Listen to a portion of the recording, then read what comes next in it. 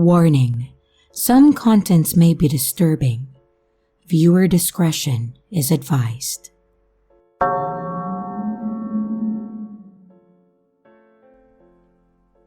The dark web.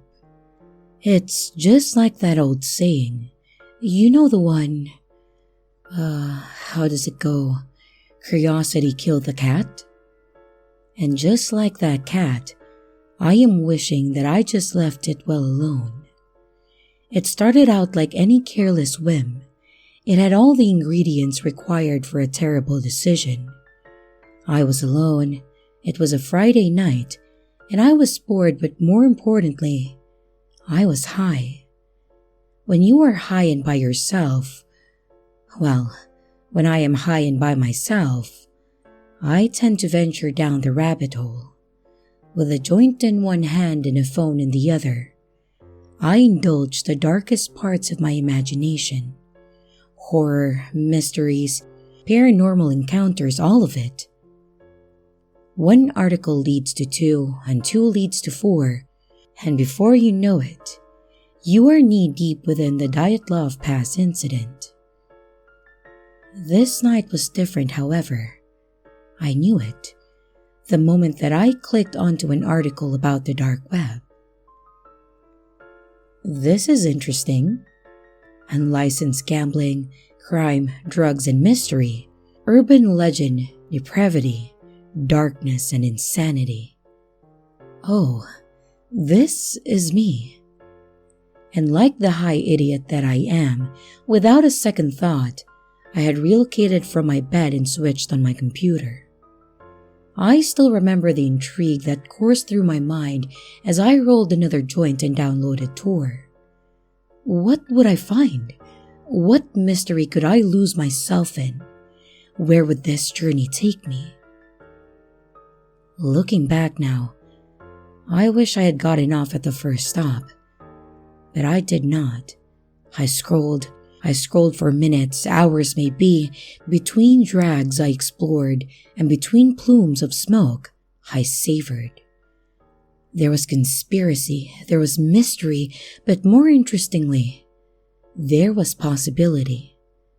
And there it is, a question incarnate. Where am I? The title of the page was less than imaginative, but it drew in me nonetheless, and with a single click it began. I half expected a page to load, but instead, as soon as I had clicked the link, my phone vibrated. Confused, I quickly turned and checked the message. The phone number did not make sense. It was 6 digits, a mess of numbers, letters, and special characters, not a configuration that I had seen before. The body of the message did not contain any text, only a link sharing a location. Curious, I, of course, clicked the link. Looking back now, I do not know what I had expected. I mean, I was stoned, but still. I had expected anything but what I did receive. It's the middle of the ocean? My mindset was less than sober, so I done what any intoxicated person would do. I laughed, ignored the message, and shortly after, I fell asleep. If only I had taken it seriously. The next day when I awoke, I had already received another. This time, the location was a beach, at least 400 miles from here. The day after that, another, and this one was closer, an interstate, probably 200 miles from me. The third day came another, and the day following that, another, just the same as before. Each of the messages was different, but each had one key similarity. With each passing day and with each passing message, the location seemed to be getting closer to me. And by the 5th day, the location was just outside of my town, and precisely 1 week after I had clicked that stupid link, the location was a few doors down on my street. That was the message that I received this morning. I do not know what is coming or what is going to happen, but all I know is that I wish I had left well alone. And as I wait for whatever is coming, for some reason, all I can think about is that cat. How did that old saying go?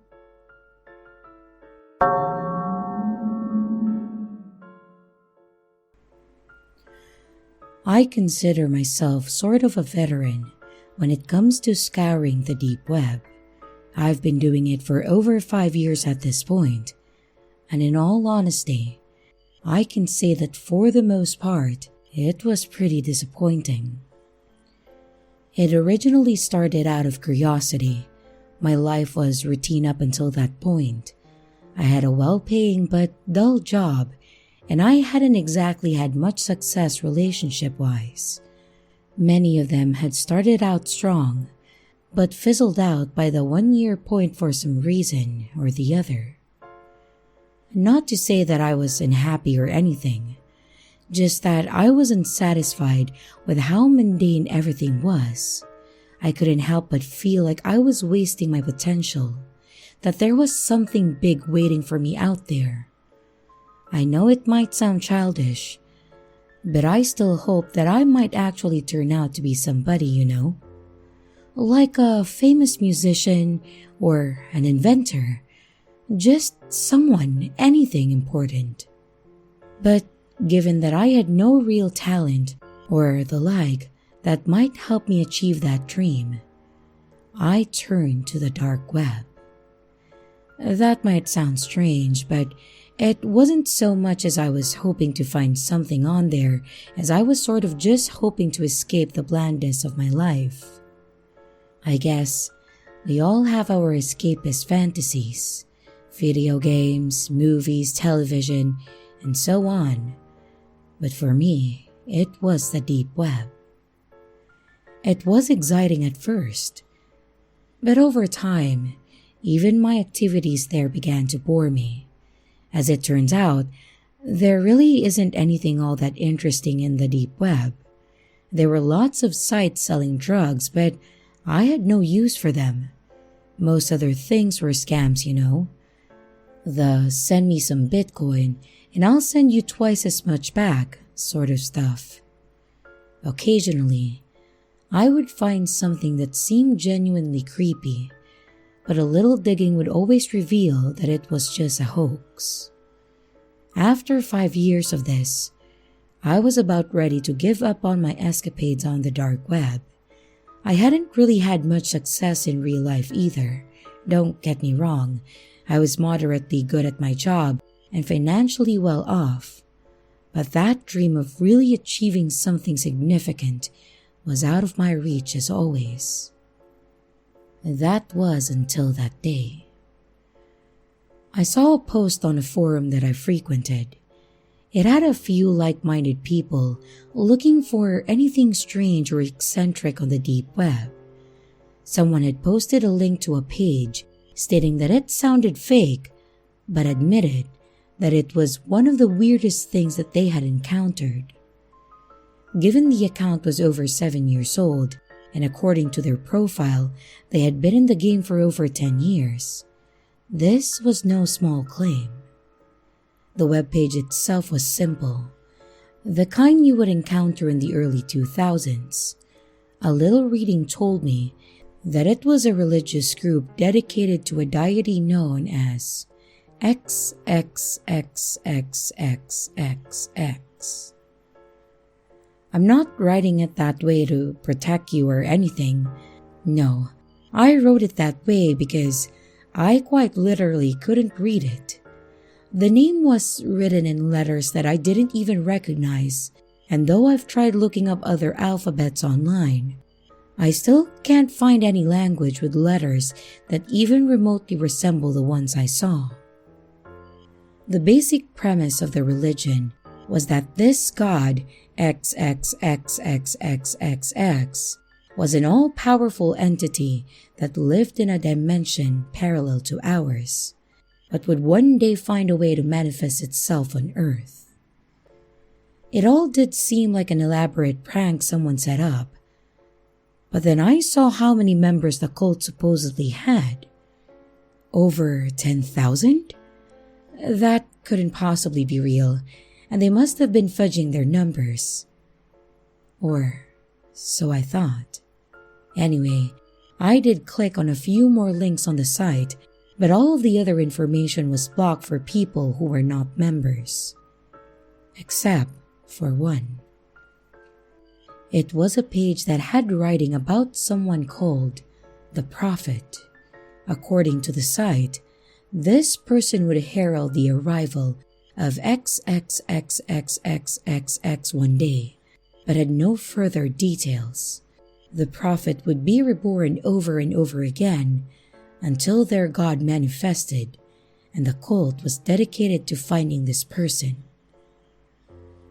And it was then that I read something that sent a chill down my spine. They had a description of the person who was supposed to be a reincarnation of the Prophet. I won't write down the details here for obvious reasons, or post a link to their site either for that matter, but the description matched me. The description wasn't vague enough that it could have been written off as describing anyone. It had my height on there, and also my birthday and month. Though it did not mention the exact year, but instead the decade when I was born. It said that the Prophet's profession would involve handling money. I was an accountant. It also said that the Prophet would be unmarried and was a man. And not only that, it described a birthmark that I had. It had to be a coincidence, right? That's what I told myself. I mean, there must have been dozens of people who matched that kind of description, right? Or had the people who made this site made it specifically to describe me? It couldn't be. I scoured posts in both the normal and deep web looking for more information on this group, but practically no one seemed to have heard of them before. Those who had just told me what I already knew. I did learn that the description of the Prophet was the same for nearly everyone though, meaning these people hadn't hacked my webcam or something, and it was a bit reassuring when I did a little fact-checking and realized that there must have been tens of thousands of people who matched the description that they had written down. But still, some uneasiness remained, and eventually I felt that I had to get my hands on some more information. And while not the brightest idea I had, I decided to get it the only way I knew how, by joining them. The initiation procedure involved a ritual that had to be done on the night of a full moon. I won't go into any more details on what is involved, other than there was a sacrifice of my own blood. One misconception many of you might have is that it's possible to stream videos on the deep web, and there are some sites selling access to streams where people are tortured and other things such as that. It isn't possible to stream on Tor. However, given how slow it is to access even normal web pages. As such, this group wanted each new member to film themselves completing the initiation ritual and send a copy to their leader. I did it wearing a mask, of course. As a matter of fact, the site even recommended everyone doing so to hide their identities. I also stripped the video of any metadata and watched it thrice before sending it over to make sure that I didn't leave anything that could be traced back to me. And I got a message back with an audio recording that I was to play to finish my initiation. The words sounded garbled and didn't resemble any language that I've ever heard of. They instead sounded more like a bunch of animal growls than spoken words. Somehow, even though I hadn't understood a lick of it, it triggered something inside of me. It was like as if a switch inside my head had been flipped on and several circuits in my brain activated. The name of XXXXXXX was now clear to me. I didn't know how I could read it, just that I could. There's no point in me trying to write it down. I couldn't even if I tried, and I think it wouldn't make sense to anyone else. It didn't end there though. Memories I didn't know I had came rushing to me. Memories of countless past lives that I had lived. I saw the pyramids of Egypt being built. I had been a member of Caesar's legions when he invaded Gaul. I saw myself landing on the beaches of Normandy. And there were countless others to which I couldn't give a modern-day name. Nearly all of these times, I had discovered this religious cult, and I had joined it countless times. But there was something that this group had been hiding from me, and I knew why. The prophet would become a vessel for bringing XXXXXXX into this world, but that was after sacrificing himself. In short, I was a lamb for slaughter. I knew this from my memories and browsing parts of that webpage that I now had access to confirm the fact. I immediately logged off and vowed never to go on that site again. But my nightmare wasn't over. Later that night, I had a dream more vivid than any that I have ever had before. And I saw him, or rather, it. I saw XXXXXXX. Even if I had the space of an entire book, I still probably couldn't do what I saw justice. I saw nearly every single kind of horror. Werewolves, vampires, skinwalkers, demons, and many more melded together into a giant body that completely spanned the horizon. Though it had no real eyes, or rather millions of eyes all looking in different directions, I could still somehow feel it focusing its gaze directly at me. None of the individual mouths opened up, but it still spoke with an impossibly loud voice directly into my mind. My prophet, you know your destiny. It showed me a vision of me lying tied to a table surrounded by people in black hoods. One of them took out a knife and slit my throat, and I watched myself die. As the light left my eyes, they began to turn pitch black and my body levitates off of the table. A voice that wasn't mine left my mouth as dark tendrils began to form around me. This was what was going to happen to me. I wouldn't end up dying as a sacrifice. I would be possessed by this monster. I'll spare you the details of what I saw afterward. Let's just say that XXXXXXX is not a merciful God. Most of humanity would be wiped out, and with what happened to the survivors, let's just say that a swift death was a far kinder fate. "No!" I screamed. "I won't let this happen." The thing was that I knew that I had to be sacrificed in a specific way to manifest him. If I managed to avoid the religious cult that I had inadvertently joined, or if I killed myself another way, his plan would be foiled. At least for now, it would be. Think about it. Your death will be easy, almost painless. Submit yourself as a sacrifice to me. You have wanted to be special your whole life, have you not? You will attain godhood through this action, and I will live through your flesh. Godhood? More like demonhood! I screamed back and awoke in a cold sweat. I knew though that it wasn't just a dream. I also knew that the cult could probably also communicate with XXXXXXX in some way, and it was still a possibility that they might be able to track me despite the precautions I had taken. I couldn't let that happen. I went ahead and destroyed my old computer. I moved to another country and cut all ties with everyone that I was close with.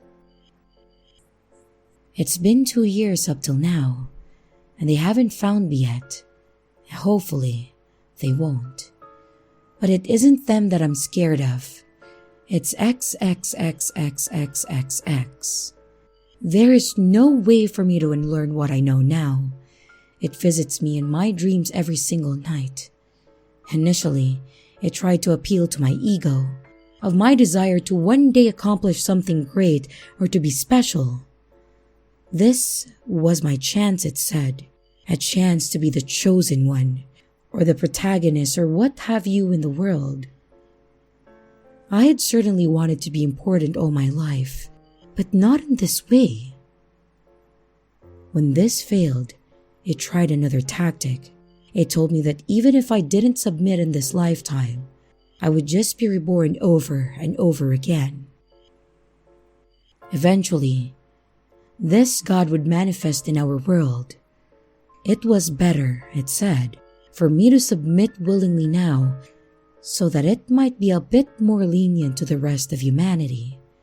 When this failed, it told me that when it did manifest, it would have limitless power and would bring forth every single past version of myself into this reality at once, and as punishment would subject every single version of me to torture worse than any human on this planet has ever experienced. I don't know if that's true or even possible, given what I know of reincarnation. Could I really be brought back if I was already born into another body? I had no idea what the capabilities of that monster were.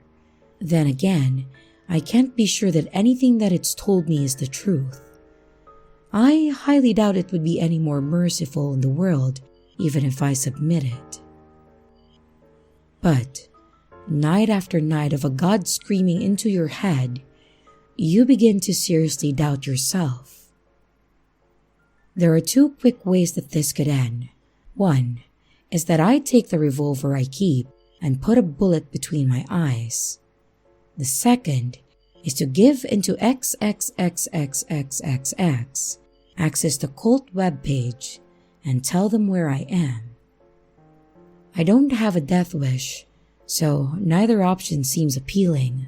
Life might not be perfect, but I certainly value what I have too much to end it all right now.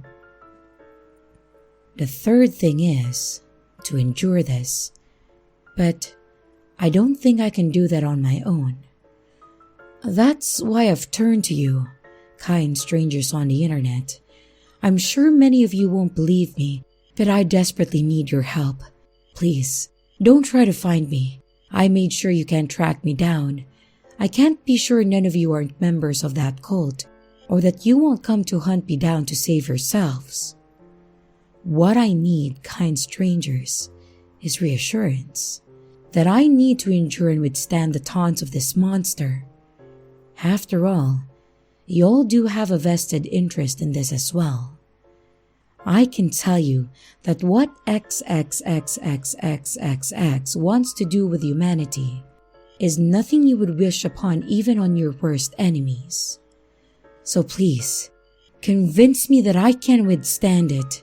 Tell me counter-arguments against what it has told me, because I don't know how much longer I can hold out like this.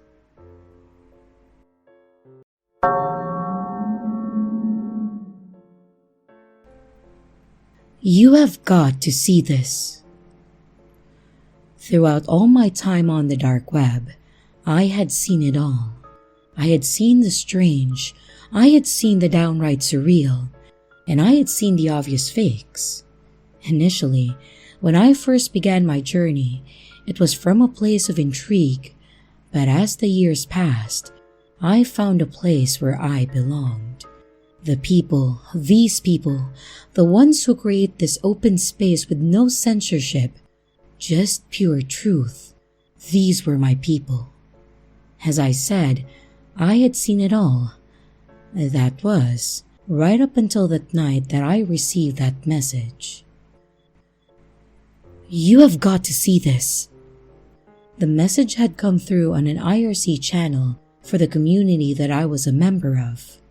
It was not odd to receive unsolicited messages after all. I was well known within my little circle, but the message that followed was anything but normal. "Daria, please, this cannot wait." My name? I was a very careful person. There was maybe 2 people within my community that knew the real me, and each one I had fostered a relationship with. I had fostered trust with over countless years. I knew that neither of them would leak the real me, but that was more concerning. The message, it had not come from either one of them. Confused, I clicked onto the message, and before I knew it, my response was already there. "Who is this?" It was a simple question, and on the surface of it, I expected a simple answer. But looking back now, there was nothing simple about where the conversation would end up. A few seconds passed, and then again, the words were there. "Daria, listen, I cannot go into it. We must act quickly. You must see it to believe it. You are in danger." Seeing my name used by a stranger for a second time had less of an impact than the first. After all, my eyes had already been drawn to the only word that mattered: danger. "What are you talking about?" Again, a brief pause, and then again, a response. "Look, go here. You will not believe this." Usually, I would have seen this for what it probably was: some kind of joke, an attempt at an intrusion, anything but something to indulge seriously. But whoever this person was, somehow, they had found a way through my usual steadfast exterior, and without thinking, I was already clicking on the link which they had provided. My heart skipped slightly as the page loaded and the listings materialized on my screen. People? It was an auction site of sorts. Its layout not that dissimilar to other websites on the conventional web. At least, it was, apart from one key difference.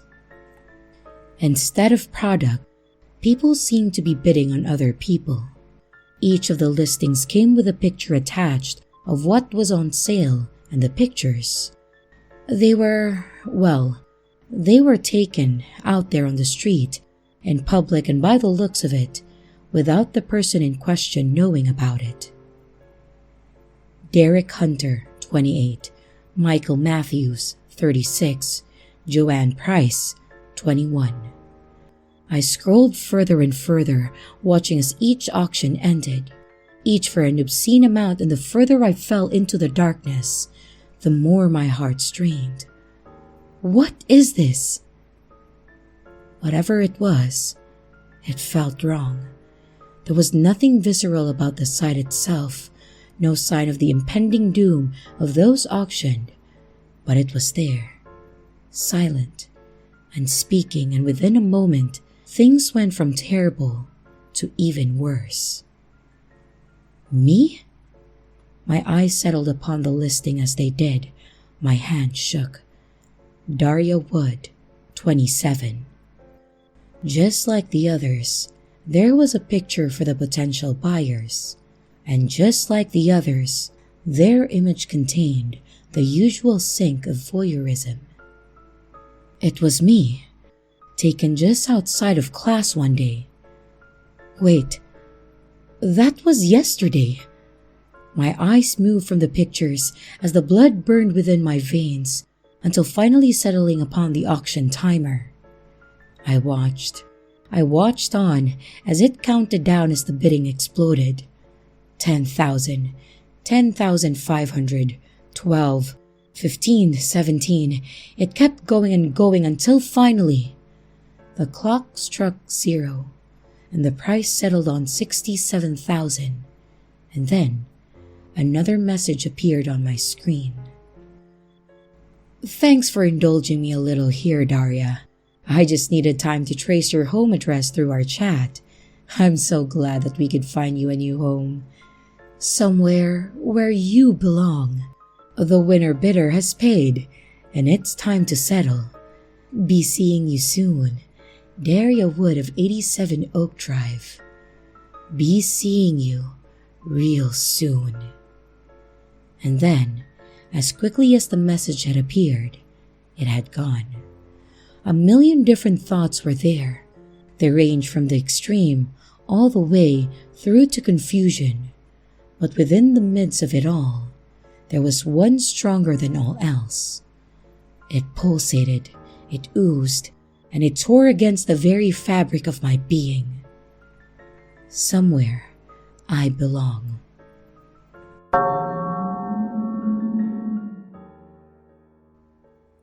Roulette. We all know the game. Place your bets and let the chips fall where they may. If only I had known just how literal that would be. I had always browsed the dark web ever since I was a teenager. I guess I was one of those kids. You know the kind, the one that you never spoke to in school. The tech kid, a little too into computers and not enough into girls. You know the kind. That was me. I was raised on Reddit and educated on 4chan. The boards were my grounds and the anonymous my peers. The darkest corners of the internet, just below the normal internet, they were my playground, and over time, I had seen it all. And none of it shocked me. I suppose you grow accustomed to it, you know? You kind of become, what's the word? Desensitized? Of course, there was the usual darkness that comes from unfiltered power, but there was also unfiltered knowledge. And that is what kept me coming back for more. Throughout my life, my mind was always open, so the ability to consume was unrelenting. I was a logical person. I saw the world through the lens of rules, and I always sought ways to skew the rules in my favor. It was my passion, but more importantly, my downfall. The ultimate risk. It called to me. It beckoned me, and it resonated as my hand moved without a second thought. What will you sacrifice to win? The title of the page was new. The title of the page was odd, and the title of the page called to me, and before I knew it, I was there. Are you willing to spin the wheel in the ultimate game of risk and reward? Of course, I was.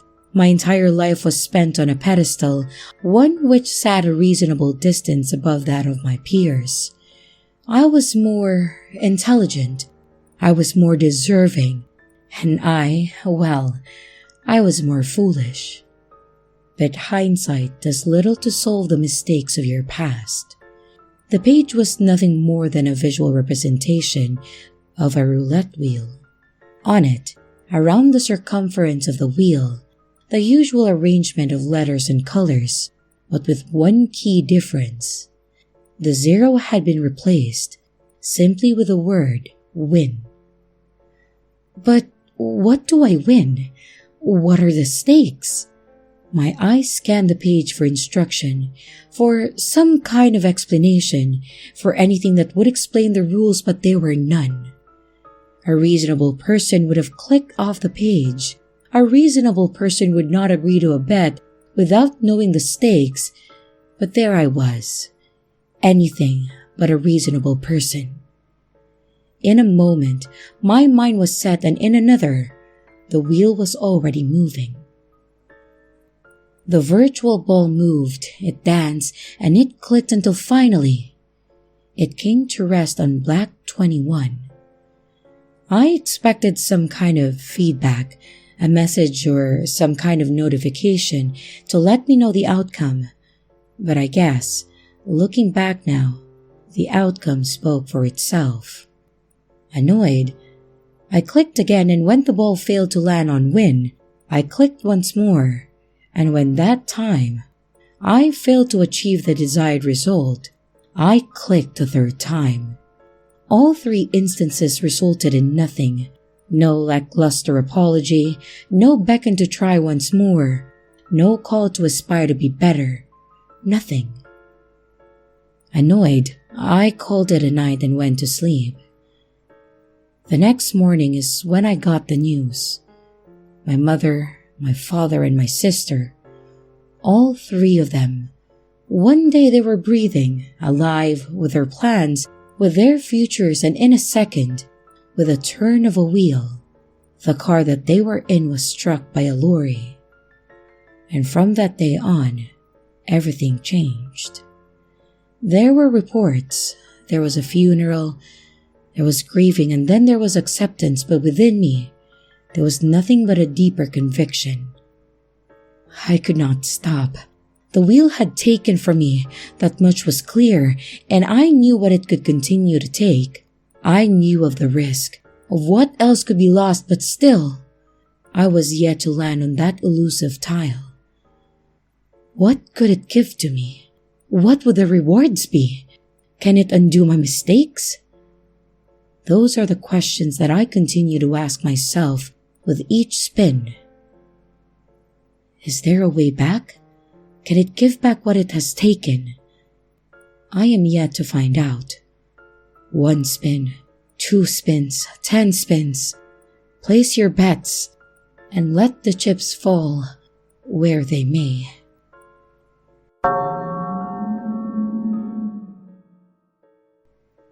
I don't know what I was thinking really. I had been drinking with friends and got home drunk. I decided to open Tor, and one link led to another. I ended up on a marketplace website that was selling all sorts of shady shit. I could buy my own weight in cocaine if I saw fit, and had the money. Though, something caught my interest. A posting said, "Mystery box made to order, $250. I read the description, which listed what it could contain. A brand new iPad. That was it. That was the thing that made me send $250 worth of Bitcoin to some random guy in some random place on the internet. I had vague memories of sloppily messaging the seller that I really wanted the iPad. Oh, God, I remember sending them an extra $50 to sweeten the deal. What a dickhead. When I woke, my head hurt. I had a full-blown migraine. It wasn't until I had breakfast, showered, and opened up my laptop that I remembered. My heart sunk. I didn't have money to waste on shit like that, but I did. I clicked the button to message the seller to tell them that I changed my mind, but nothing happened. I refreshed the page, and as you can guess, the listing wasn't found. Now, I didn't think myself to be an idiot. I wouldn't fall for 411 scams. I know no Nigerian prince wants to send me money. But drunk me, he's a bit of an asshole. I checked my Bitcoin account to see it tell me that I was out of untraceable money. I swear, I had at least $750 worth in there. If you take the exchange rate of the day, with the way it fluctuates, it may have been only worth $300. I was depressed for the rest of the day. I promised myself that I wouldn't do anything like that again. But then, drunk me is a real, you know. Weeks passed and I completely forgot about it. To be honest, I didn't want to remember how stupid I was. Today though, I did remember. I walked downstairs to see a large brown box on the kitchen table, addressed to me. My dad must have received it from the mailman when he was getting ready for work. I stared at it, shocked, to see that it actually arrived. I picked it up.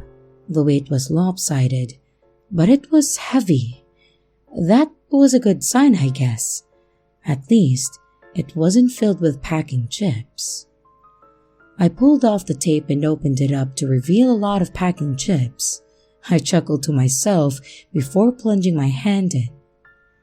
I pulled out an anonymous red sweater. I held it to my face. It smelled of perfume.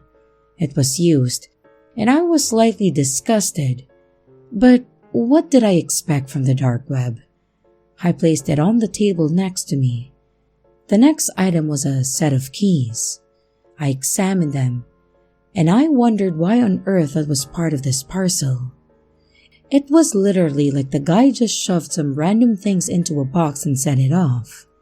I was beginning to feel ripped off.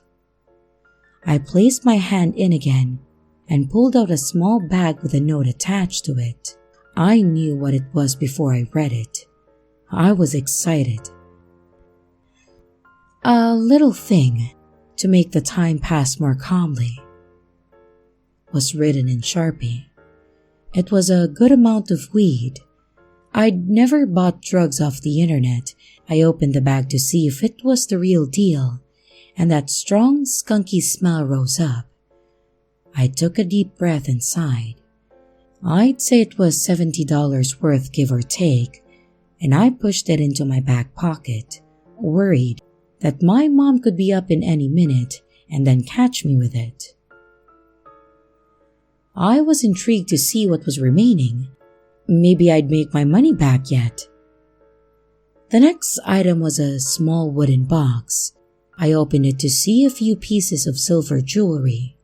I checked each one, having no idea if it was worth anything. There were 2 necklaces and 2 rings.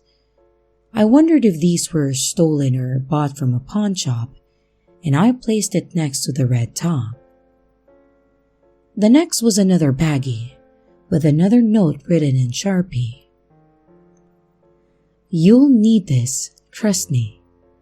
I was a little anxious when I read the note and saw a small box of Xanax inside. What the hell did I need anxiety medication for? I was not one to dabble in prescription drugs. Weed and a little mushroom was all I needed. I knew some friends who'd pay good money for that. I had no idea how much they were worth though. I'd looked it up later. I assumed $50, so that was worth $130 so far. And to be fair, for something off the dark web, if I only lost around half my money, I should count myself lucky. I finished the round in the box again, and I couldn't feel anything else. I picked it up to feel if it was still heavy, so I placed it down again and stood up. I reached all the way to the bottom and felt something large and slender. I pulled it out and it was a freaking iPad. Holy shit! Jackpot! It was slightly scratched, but it wasn't a first generation. It was light and thin. It was at least an Air, and I was stoked. It was then my mother popped her head around the corner. "Hey, honey, did you get a package?" "Yeah," I said, suddenly aware that I could smell the weed in my back pocket. "Hey, you found my sweater," she said, delighted. "Where was it?" Was all I mustered. She picked it up, and unconsciously the keys too. She walked away.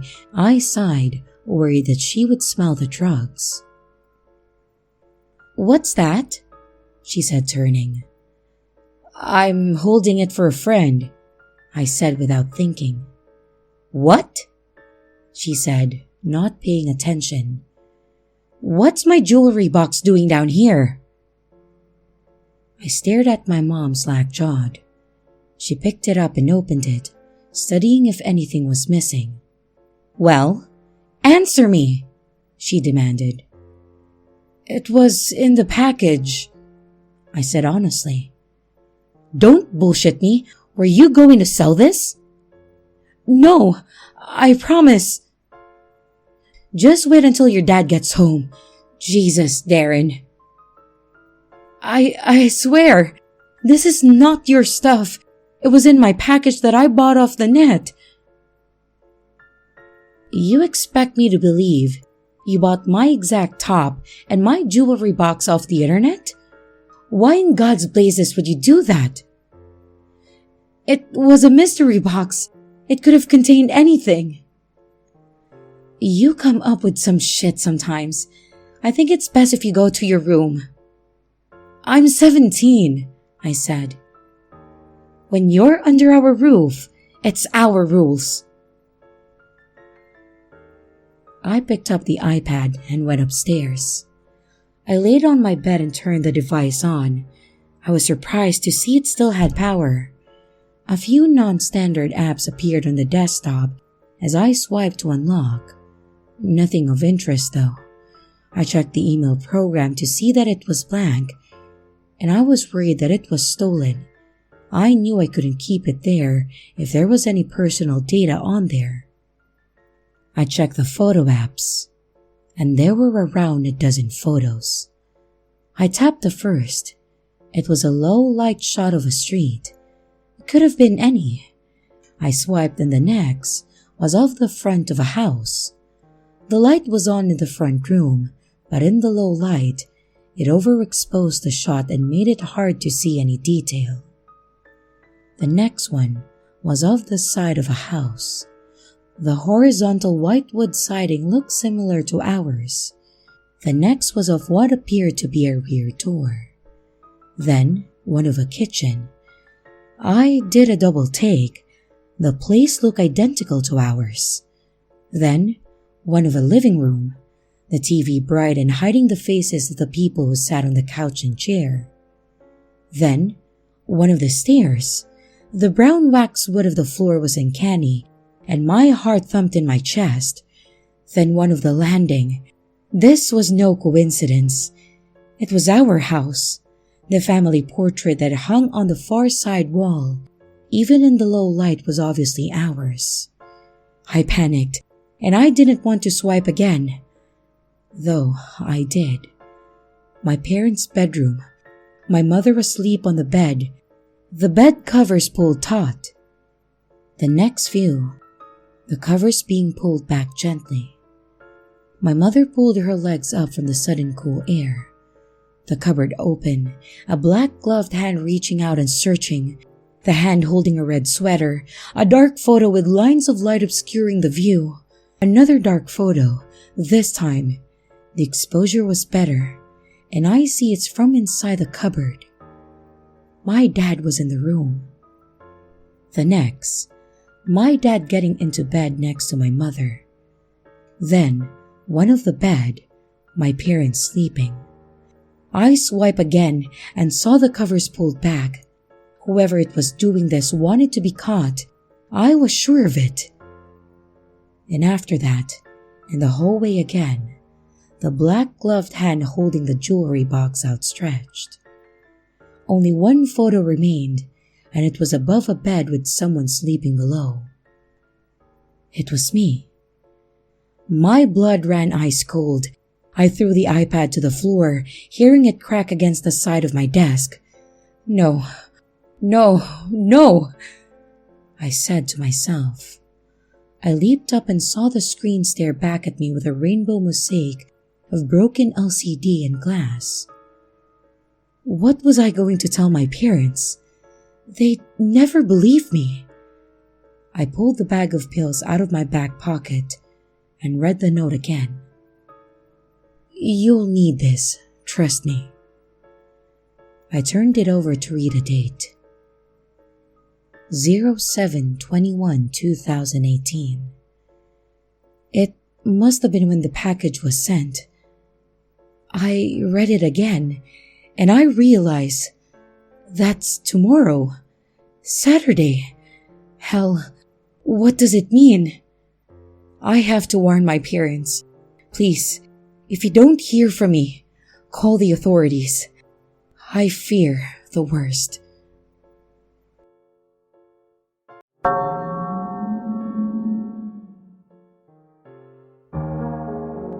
So, I guess I should start off by explaining myself. I know what you might be asking right now. Why would you buy a Nintendo Switch on the dark web? They're sold literally everywhere else. Look, here's the thing. I don't make that much money at my job. Certainly not enough to afford something that expensive with all the bills I need to pay. So, I decided to look for buying one secondhand. I dug around the internet, looking at multiple ads on eBay and Craigslist, but I still couldn't find any under $200 like I was hoping for. I was about to give up and just wait, try to save up where I could and hope that I'd have enough for the damn thing by next year. When out of the blue, my friend Matt finally responded to a text I'd sent him earlier. See, he'd gotten himself a Switch for dirt cheap and he said it worked like new. So I was hoping he'd tell me who or where he'd bought it from.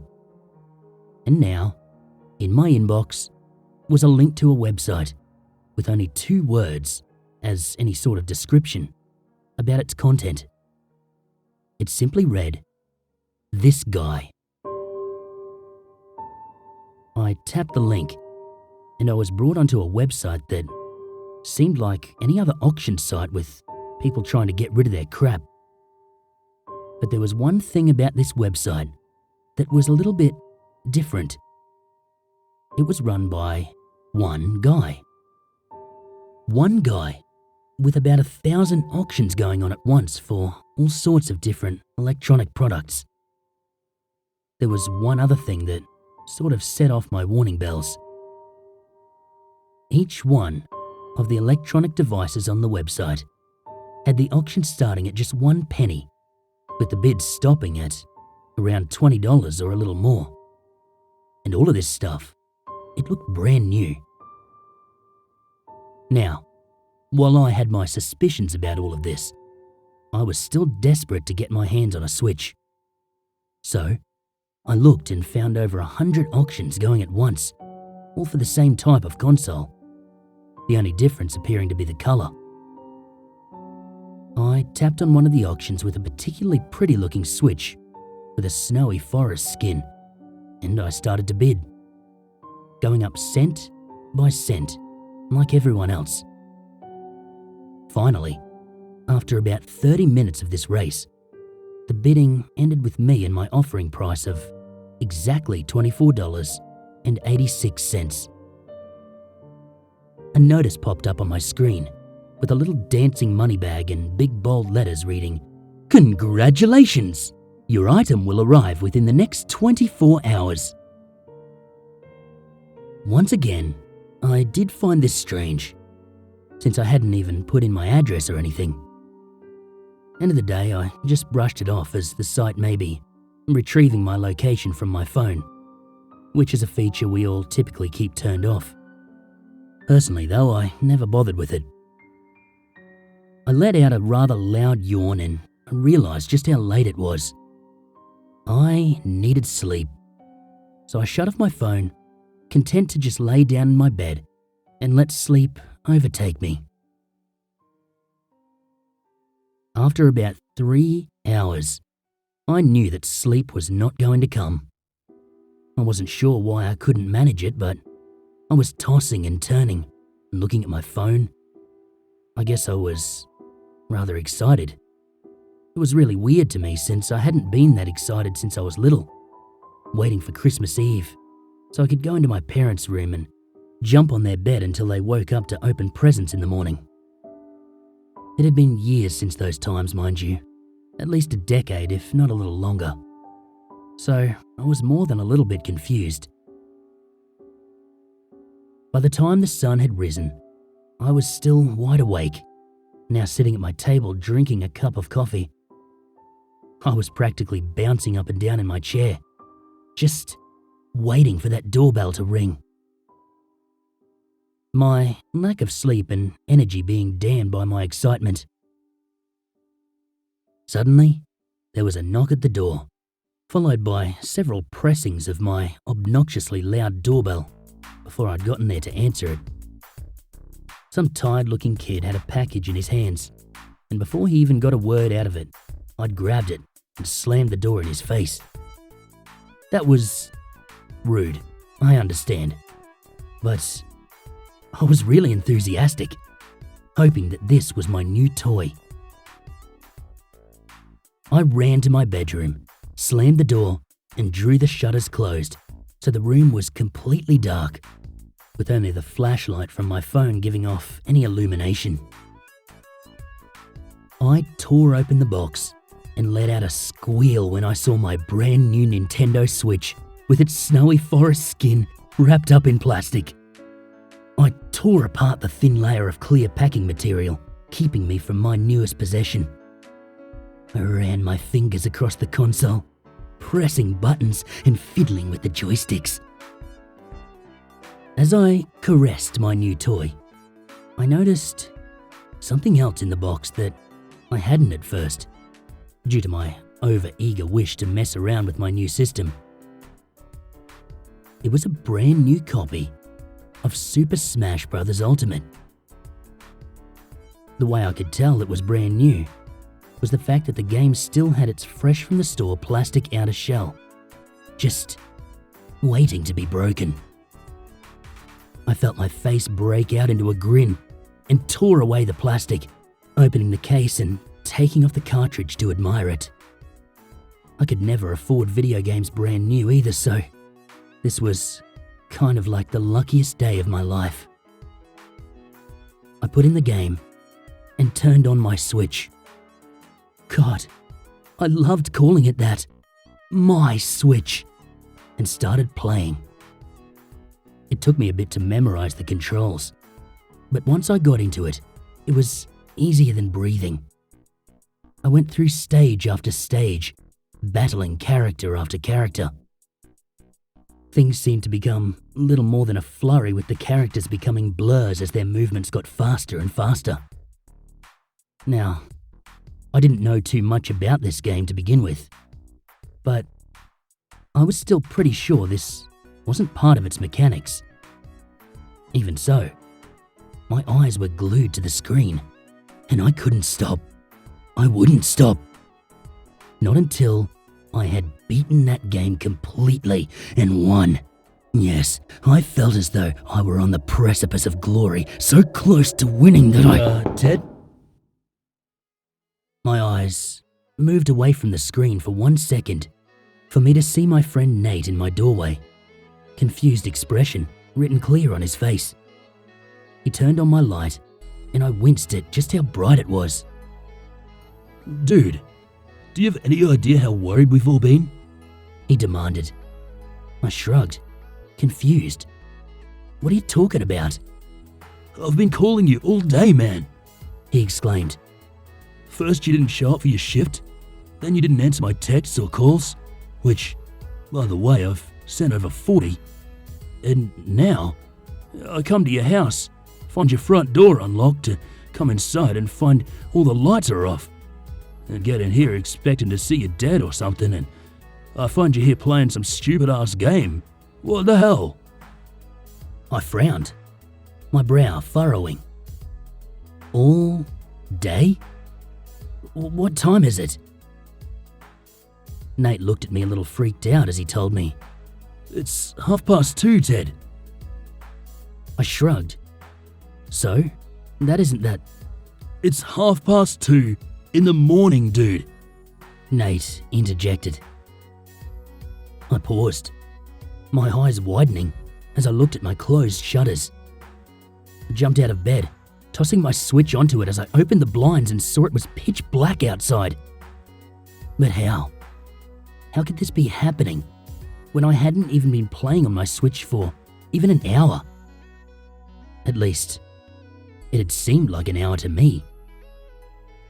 I shook my head in disbelief, trying to come up with some reasonable explanation as to how I'd let an entire day go by without even noticing. I haven't even... But nothing that could even remotely be considered coherent was coming out of my mouth. Nate gestured to my Switch. Where the hell did you even get that, Ted? You're having enough trouble paying bills already. How could you afford a custom Nintendo Switch? I just shrugged at this. I got it from some guy's website that Matt bought his off. And he spent like $25 on it, and it came with a brand new game. Nate just rolled his eyes and shoved his hands in his pockets. Whatever. Boss says that if you don't show up on Monday right on time, then you're fired. See ya. He shut the door and I rolled my eyes, flopping on my bed and staring at my beautiful Nintendo Switch. Nate was just jealous. Jealous that he didn't have one. So what if I'd missed a day at work? Lots of people who play video games lost track of time sometimes. And there had probably been days back in college when Nate and I missed classes because we got wrapped up in a video game.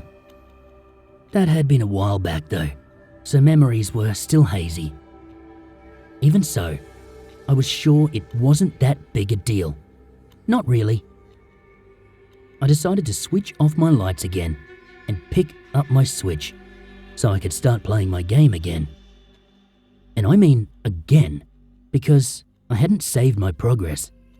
So, I had to start all the way back at the beginning.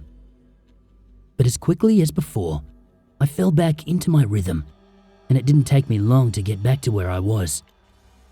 I was making great time on this, so I figured it hadn't been more than a few hours. I decided to call Matt during a round and found I was actually really good at playing one-handed. Hey dude, what's up? Matt's voice answered on the third ring. I set my phone down and I put it on speaker.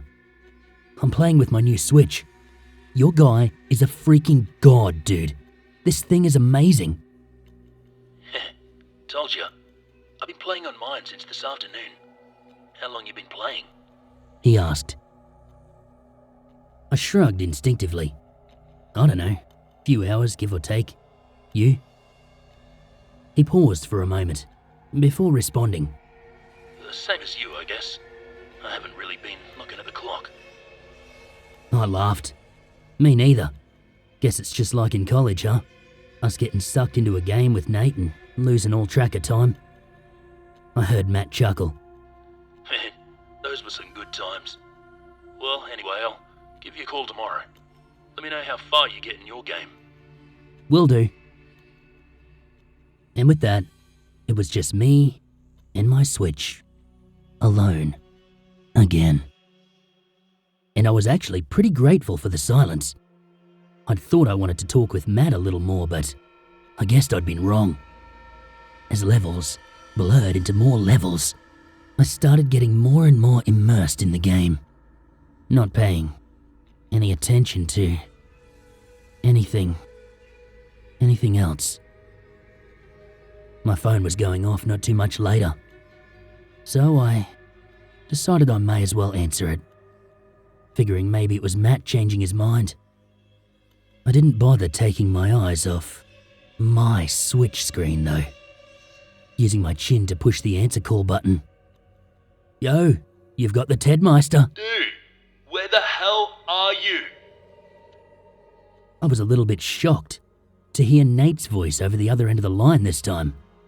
Much more so, to hear him sounding so annoyed. What are you talking about? I'm at home. It's like 5 in the morning or something. No, it's not. It is 9 in the morning, Ted. And you were supposed to show up for your shift over an hour ago, said Nate, his voice rather cold. I frowned. Wait, what do you mean show up for my shift? I'm not coming in until Monday, Nate. It is Monday, Ted. Actually, it's been a week past the damn Monday when I told you that you needed to show up or the boss was gonna fire you. I've been trying to get a hold of you for days. My heart dropped into my stomach, but I still didn't stop playing my game. That's impossible. I've only been playing on my Switch for a few hours. Dude, I thought about stopping by your place to check on you at least 50 times in the past week. But I didn't want to go inside because, well, I figured you were wasting time on that damn Switch again. He scoffed. And if you're telling me that you haven't checked the time in the past 9 days because you've been holed up yourself in your damn room... He took in a deep breath and let it out through his nostrils. You're full of shit. You know that? Really full of shit. You haven't changed since college at all. And now instead of Xbox, it's your damn Switch. Nate, I managed out, my voice breaking. I haven't stopped playing my Switch at all. I heard him scoff again. Bullshit. I gulped. No, dude, I'm being straight with you. I haven't taken any breaks. I started playing a little after you left and I haven't stopped. Right. Nate muttered. Let's say I actually believed you and your stupid lie that a kindergartner could see through. What are you going to tell me next? You haven't eaten or gone to the bathroom? I paused at this point, my mind reeling as my eyes were glued to my game. Had I eaten anything? Had I gone to the bathroom? I couldn't remember if I had. Nate, I said, my voice breaking. I'm scared. I could practically hear his eyes roll. Right, sure. Look, just put down the game and go to the bathroom, man. You probably reek if you've been playing that thing and can't even remember the last time you showered. I nodded.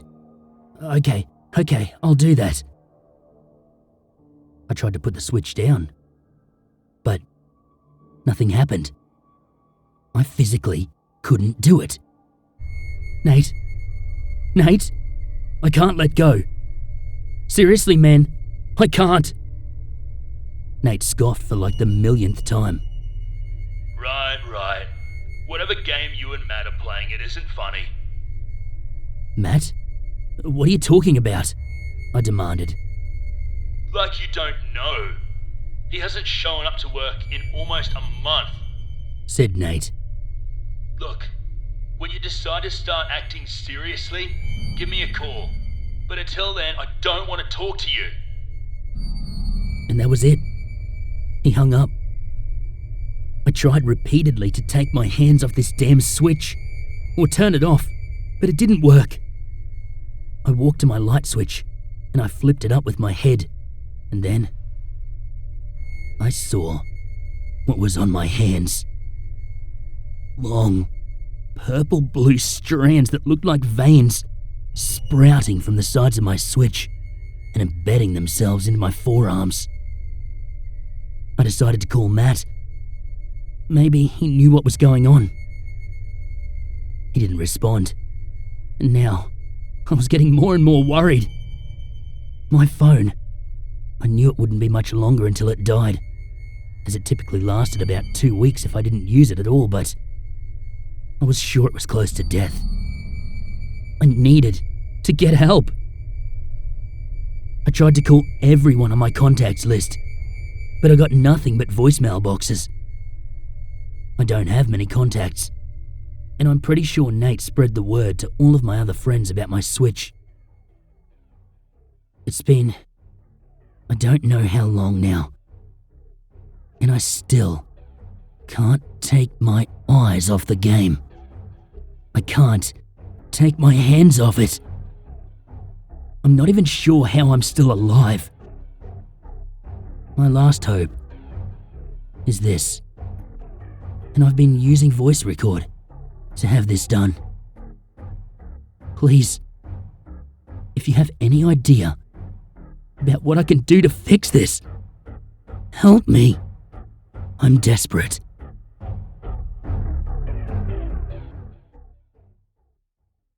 Hello everyone, it's your creepy sister here. Thank you so much for watching the video. I really appreciate each and every one of you. But I would also like to thank my amazing patrons, my top tippers, and my dearest channel members. Thank you very, very much. I really appreciate it with all of my heart. If you want to support the channel further, you could also choose to become a patron, a tipper, or a channel member. But remember, it's appreciated, but never a requirement.